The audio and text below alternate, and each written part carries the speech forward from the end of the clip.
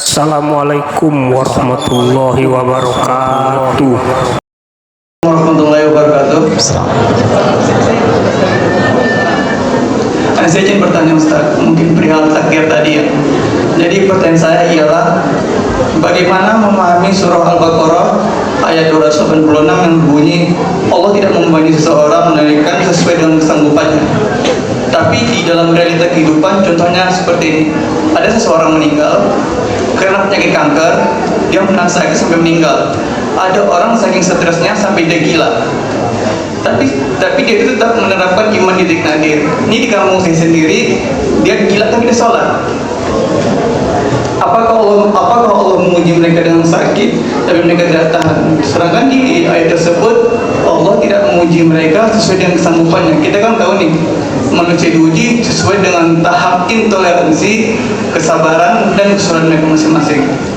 Mohon penjelasannya Ustaz, terima kasih.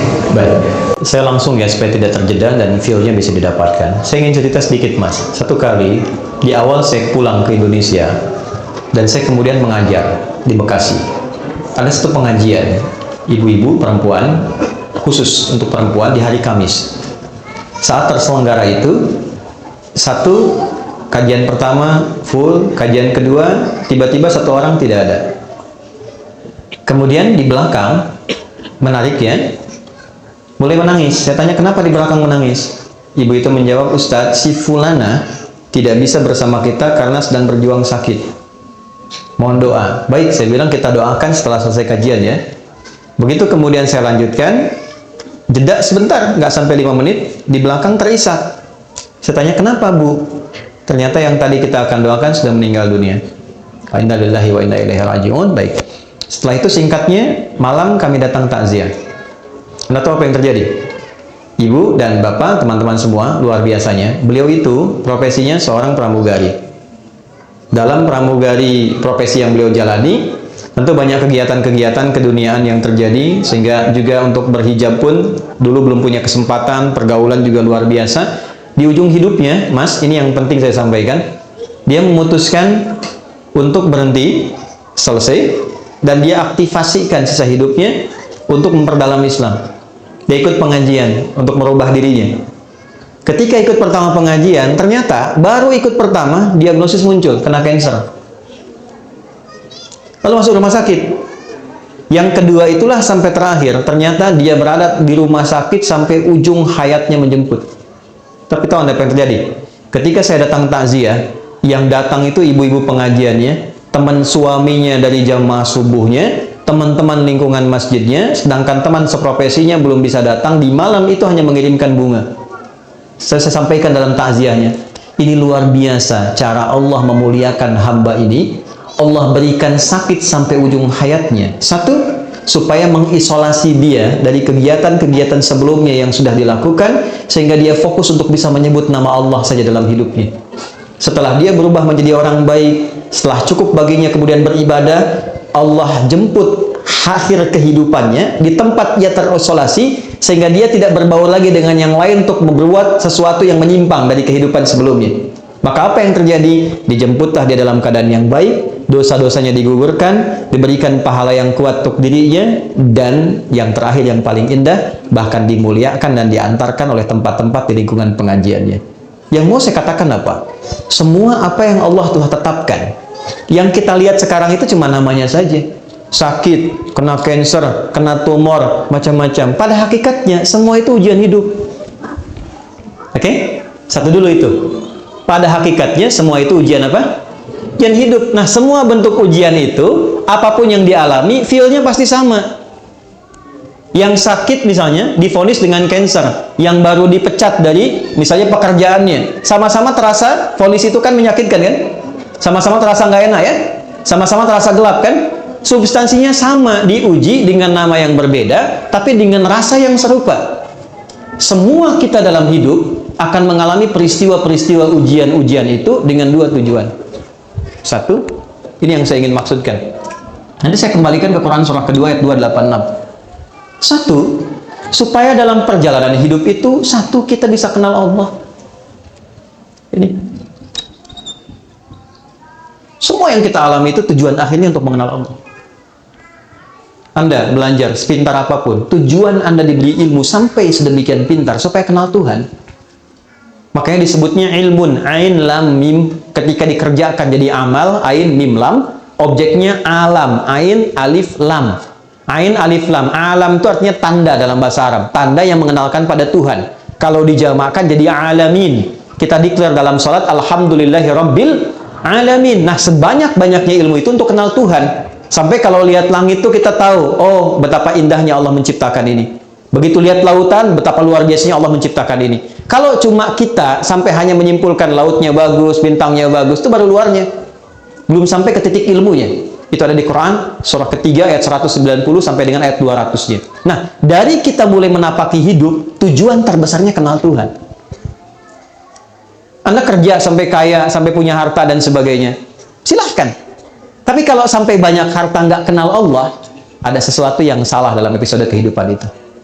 Nah, ada orang-orang yang dikenalkan lewat sifat sukacita, suka.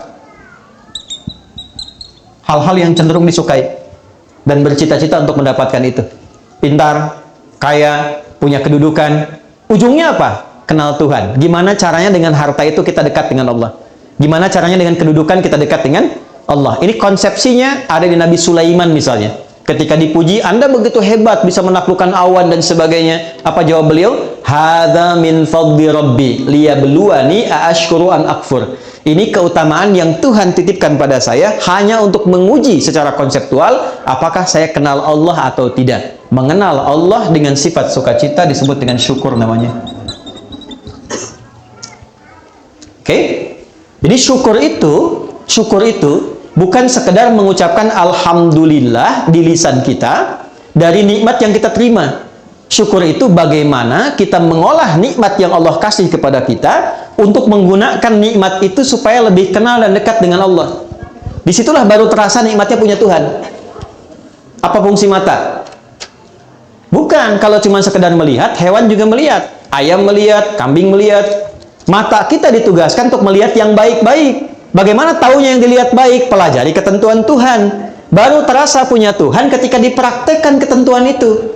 Kata Allah, jangan lihat, dipalingkan, baru kita merasa iman kepada Allah. Kalau nggak pernah kita ikuti, kita nggak merasa punya Tuhan. Makanya yang sudah beriman, sudah berislam, kan nggak semua bisa dilihat. Ya kan? Anda keluar, lihat reklame di luar, ada tampilan postur yang tidak boleh dilihat, kan Anda palingkan kan? Lalu lisan Anda berkata, astagfirullah, nama Allah disebut. Dan tidak ada yang terlambat, matanya tetap, lisannya istighfar, astagfirullah. Nggak begitu. Ya kan? Nah, disitulah baru terasa nikmatnya punya Tuhan. Itu satu. Ya, yang kedua, ada ujian yang kedua terasanya duka. Nih. Secara konseptual, apa yang diberikan? Ya, Allah kasih contoh. Misal, ujian pertamanya sakit. Anda sebut sakit tadi. Tahu Nabi Ayub kan? Oke, Nabi Ayub dengan kita soleh mana? Nabi Ayub. Beliau Nabi, kita bukan. Pernah nggak berbuat maksiat Nabi Ayub? Tidak. Salah apa Nabi Ayub sampai diuji dengan penyakit yang dideskripsikan dalam Al-Quran? Penyakit itu tidak akan pernah dialami orang setelahnya dan tidak pernah dialami orang sebelumnya. Tidak akan pernah dialami orang setelahnya dan tidak pernah dirasakan orang sebelumnya. Artinya spesial, betul-betul sakit. Nabi loh, sakit. Dan untuk menuju sakit itu ada dua proses dulu. Hari pertama, semua aset beliau itu habis semua. Beliau itu orang kaya, yang kaya luar biasa. Ternaknya banyak, kebunnya banyak. Hari pertama, satu hari, ternaknya mati semua, kebunnya terbakar. Ya, apa yang terjadi? Malah makin meningkat ibadahnya. Terima kasih ya Allah, Engkau titipkan ujian ini untuk saya, bukan pada hamba yang lain. Engkau percaya dengan saya. Setan makin penasaran. Ya Allah, minta izin. Yang kedua, wafatkan semua keluarganya dari anaknya. 12 anaknya hari kedua meninggal semua. 12 anaknya meninggal semua. Terima kasih ya Allah yang telah menitipkan anak-anak itu untuk aku rawat, dan selesai tugasku merawatnya, dia kembali kepada pemiliknya. Setan makin penasaran. Ya Allah, izinkan, berikan ujian sakit yang tidak pernah dialami orang sebelumnya, tidak akan dirasakan orang setelahnya. Ya, yang kalau di tafsir-tafsir itu agak berlebihan, sampai ada binatang macam-macam mau sholat dilepas dulu, itu agak berlebihan. Intinya sakit yang luar biasa. Apa yang terjadi? Malah nambah lagi ibadahnya. sampai pada titik puncaknya. Nah, ini poinnya. Quran surah 21 ayat 83 sampai 84. Ini nanti jadi ijazah yang kita bisa teruskan pada pertanyaan Anda tadi. Sampai pada puncaknya ketika beliau tidak mampu menunaikan ibadah dengan sempurna lagi karena makin dahsyat penyakitnya yang kemudian menerpa, maka keluarlah kalimat ini. Wa Ayyuba, dan pernahkah engkau belajar dan dengar kisah Ayyub? Idnada rabbahu anni massani yadhurru wa anta arhamur rahimin. Ketika beliau bermohon pada Allah dengan mengatakan, ya Allah, penyakit ini, perhatikan kalimatnya, sudah mulai mengganggu aku sehingga aku tidak bisa menunaikan ibadah lagi dengan sempurna. Jadi minta sembuhnya itu bukan sekedar ingin sehat, tapi motivasinya untuk lebih mendekati Allah. Anda kalau sakit pengen sehat, biasanya kan pengen sehat kan? Nah, setelah sehat tuh mau ngapain? Di Quran itu ada panduan yang sangat indah. Kalau penyakit Anda ingin disembuhkan, ya, dengan cepat, tatkala orang memvonis Anda mustahil, tidak mungkin dan sebagainya, maka satu hal yang pernah dicontohkan Nabi Ayub, arahkan kesembuhan itu dengan tujuan untuk meningkatkan kedekatan diri dengan Allah. Ya Allah, penyakit ini sudah mulai menghambat hamba untuk semakin meningkatkan ibadah kepadamu. Sedangkan kau yang paling sayang kepadaku. Kalau pada yang paling sayang tidak menyembuhkan, kepada aksi apa lagi aku mesti berharap? Wa anta arhamur rahimin. Apa yang terjadi? Fastajabna. Dijawab itu dengan cepat tanpa jeda. Harfu aqfin rabitin baina syai'aini bila hudud. Paham? Tidak. Huruf yang menyambungkan dua peristiwa dengan cepat tanpa jeda. Peristiwa pertama berdoa, peristiwa kedua dikabulkan doanya. Antara berdoa dengan dikabulkan doanya tanpa jeda. Begitu bermohon, seketika dikabulkan. Tapi kapan pengabulan itu terjadi? Ketika sabar dijalani.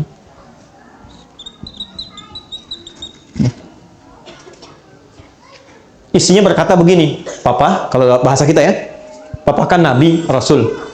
Minta aja sama Allah sembuh. Nggak minta kaya, minta sembuh, pasti dikabulkan. Apa jawab Nabi Ayub?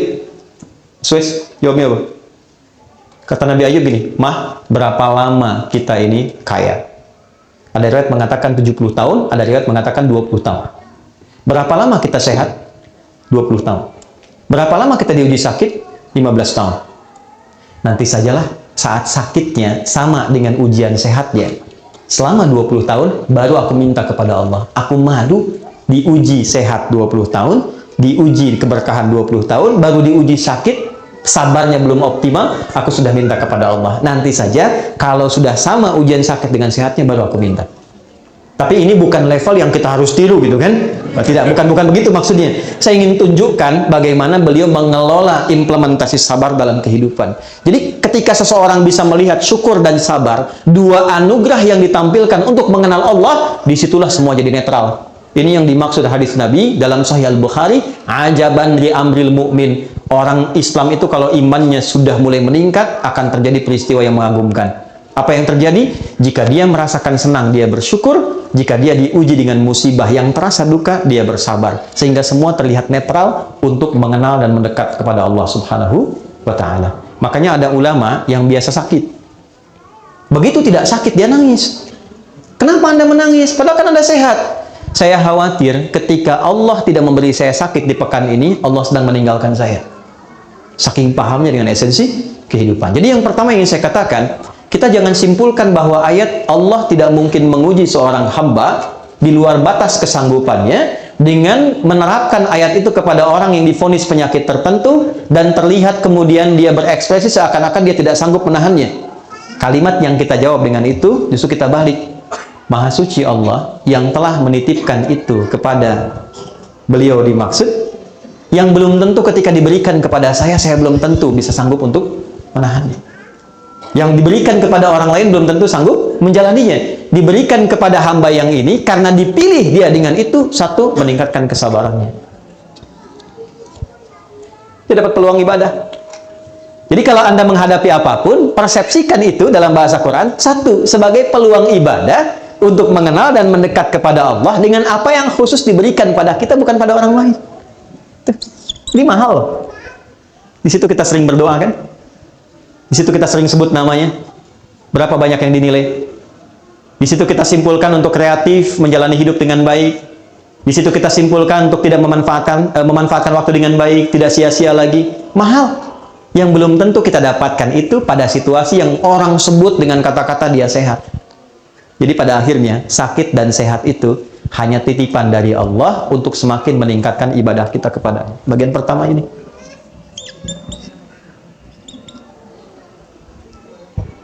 Dua. Sebentar, maksudnya yang kedua, ini kan saya jawab dua. Ini satu bagian. Jadi satu bagian yang pertama, saya kembalikan. La yukallifullahu nafsan illa wus'aha. Bukan dipahami dari ekspresi hambanya, tapi dipahami dari perspektif Allahnya ketika memberi. Allah menilai dia sanggup menjalani itu sampai titik yang diberikan oleh Allah untuk bisa menanggungnya. Adapun yang didapatkan dari situ adalah hikmah.